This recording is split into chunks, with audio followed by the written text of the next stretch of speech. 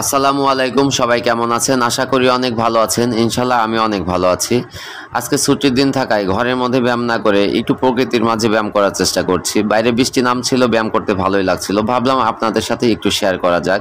আজকে আমি push up দেব, সাথে আপনাদের সাথে একটু কথা বলবো।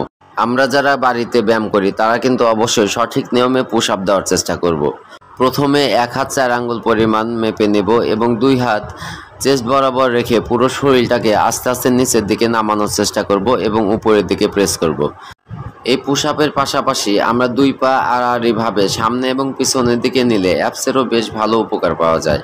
তাই আমরা যে কোনো ব্যায়ামই করি না কেন, বাড়িতেই হোক আর জিমেই হোক, আমরা আস্তে আস্তে ব্যায়াম করার চেষ্টা করব এবং সঠিক নিয়মে ব্যায়াম করার চেষ্টা করব। তাই আসুন বন্ধুরা, আমরা প্রতিদিন অন্তত কিছু সময় ব্যায়াম করার চেষ্টা করি। 15 থেকে 20 মিনিট আমরা যদি প্রতিদিন অন্তত ব্যায়াম করি তাহলে শরীরের জন্য যেমন উপকার হবে তেমনি মেন্টালিও আমরা অনেকটা ফ্রেশ থাকবো ইনশাআল্লাহ।